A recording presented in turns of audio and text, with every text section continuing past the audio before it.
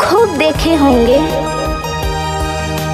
आंसू खुशी के तुमने, खूब देखे होंगे आंसू खुशी के तुमने। कभी हमसे तो मिलो, तुम्हें हम अपने गम की हंसी दिखाएंगे, हम अपनी गम की हंसी दिखाएंगे।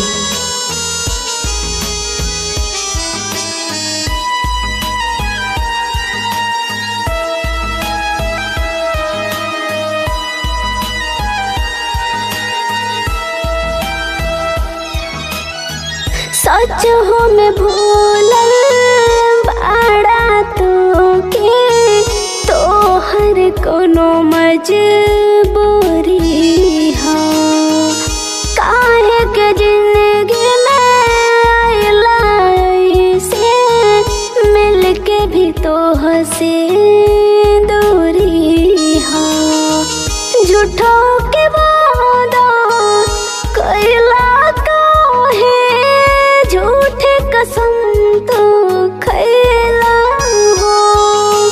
2 दिन की खुशी देके काहे के हमके रोवैला हो। 2 दिन नहीं हमके हंसा के काहे के ऐसे रोवैला हो। तुम्हारे हर सवाल का जवाब मेरे आँखों में था, तुम्हारे हर सवाल का जवाब मेरे आँखों में था, और तुम मेरी जुबान खोलने का इंतजार करते रहे।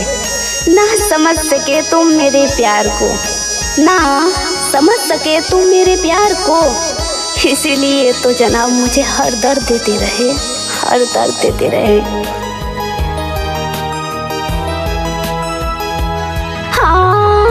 कैसे भुला दी बीतल पल के, आँख में आंसू भर जाला। छन छन छछने हमरो करे जा, जब तू अखिया से दूर जाला।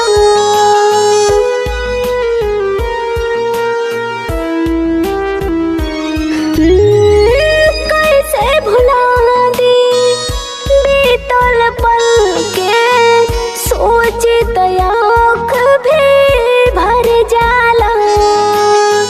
छन छन छछने हमरो करे जा, जब तू अखिया से दूर जाला।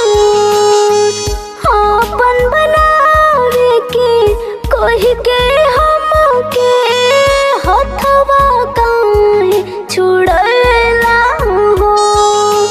2 दिन के खुशी देके फिर काहे के रोवैला हो। अच्छे दिन ही हमके हंसा के फिर काहे के रोवैला हो। जब धोखा ही था तुम्हारी मोहब्बत में, तो झूठ अपनी लबों को कहने देते। जब धोखा ही था तुम्हारी मोहब्बत में, तो झूठ अपनी लबों को कहने देते।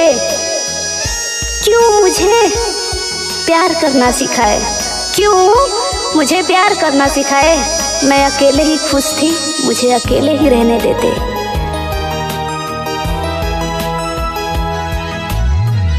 तो हर खुशी में बसी तल तल हंस हंस के रहले अब हम हो। चाहे कोनो हालत में जियब, तोह से न कब कोनो सितम हो।